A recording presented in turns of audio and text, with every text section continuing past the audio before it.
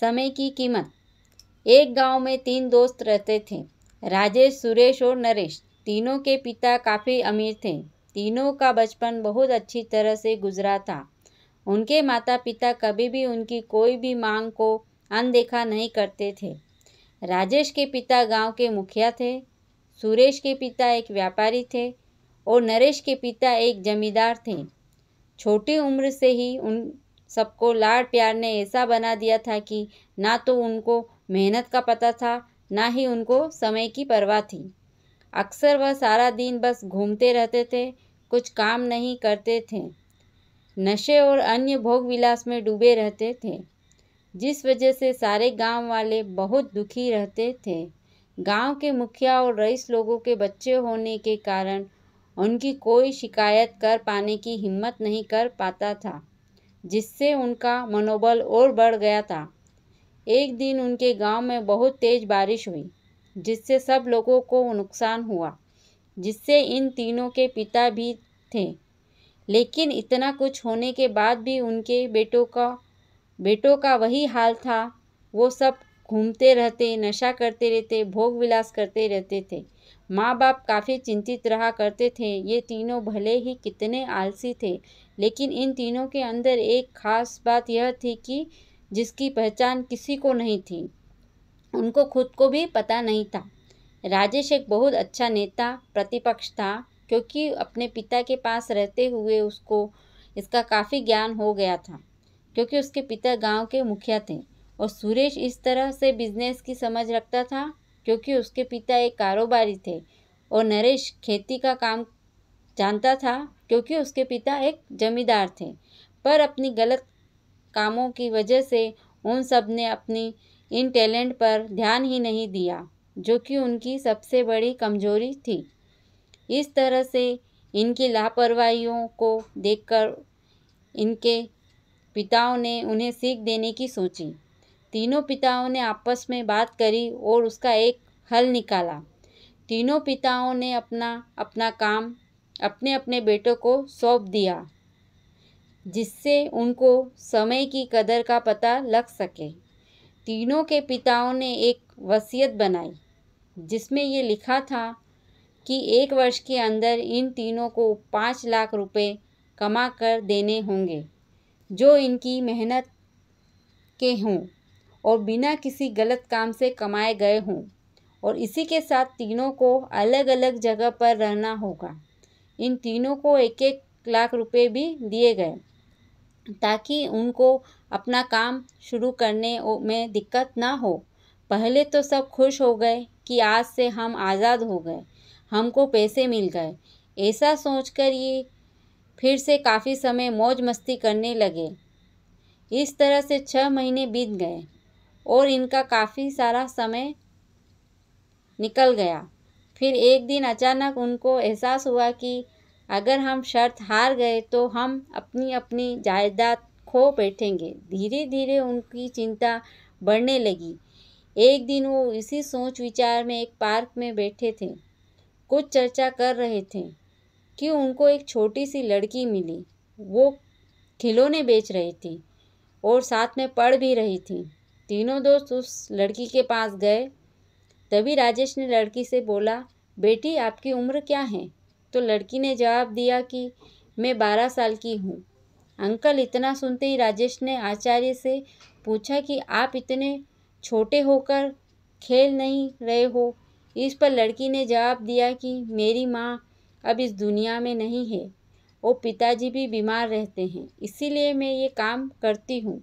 ये सुनकर राजेश ने अपना पर्स निकाला। उसके पास जो भी पैसे बचे थे वो उस लड़की को देने लगा। उसके बाद लड़की ने बोला, अंकल आप भी खिलौने ले लो, मुझे बहुत खुशी होगी, क्योंकि मैं अगर आपसे फ्री में पैसे ले लूँगी तो फिर मेरा पढ़ाई में मन नहीं लगेगा, मैं कामचोर बन जाऊँगी, क्योंकि यही समय है कि जिस समय मैं अपना भविष्य लिख सकती हूँ। राजेश ने उस लड़की से सारे खिलौने ले लिए और तीनों घर लौट आए। उस खिलौने वाली लड़की का उन तीनों दोस्तों पर बहुत गहरा प्रभाव पड़ा। रात भर उन तीनों ने उस बच्ची के बारे में सोचते रहे। उन्हें एहसास हुआ कि वो तीनों कितने गलत थे। तीनों ही दोस्त को एहसास हुआ कि आज भी उनके पास 6 महीने का समय है अपने पिता के दिए गए काम को पूरा करने का और भविष्य बनाने का। इसी दौरान तीनों ने सोचा कि अगर बचे हुए समय का सही उपयोग करें तो अभी भी बहुत कुछ किया जा सकता है। और तीनों दोस्त दूसरे शहर में आकर काम तलाशने लगे। पर उनके शर्त में एक शर्त ये भी थी कि उनको जो भी काम करना है वो अपनी पहचान बताए बिना करेंगे, जिससे ये साफ था कि उनको काम नहीं मिला। जब काम नहीं मिला तो उन्होंने सोच लिया तो अब वो अगर कुछ भी करेंगे तो अपने गांव में जाकर ही काम करेंगे। भले ही उनके पिता कुछ भी सोचें, लेकिन फिर भी अपने गांव में जाएंगे और अपने गांव में कुछ नए काम करेंगे, भले ही वो अपने पिता के वसीयत ना मिले। तीनों लड़के अपने गांव में फिर से आए और अपने अपने पिताओं से जाकर मिले और उन्होंने अपने अनुभव के बारे में बताया और बोला कि वो आगे से ऐसी गलती नहीं करेंगे और वो उन्हें माफ़ कर दें। लेकिन पिता तो शर्त पे ही अड़े थे। लड़कों को कोई दया नहीं मिली। तीनों को फिर से दुख हुआ कि तीनों को अपनी गलती का एहसास होने के बाद भी उनके पिता उनका सपोर्ट नहीं कर रहे थे। फिर से वो रात भर सोचते रहे कि अब क्या किया जाए। तीनों ने मिलकर एक स्कीम निकाली। राजेश अपने मित्रों के साथ मिलकर लोगों की प्रॉब्लम को सुलझाने लगा, जिससे उसको गांव की समस्याओं का ज्ञान हुआ। इसी तरह सुरेश भी गांव के विकास के लिए नए नए तरीके सीख गया। नरेश को किसानों और बीजों का ज्ञान हो जाने से उसको काफ़ी फ़ायदा हुआ।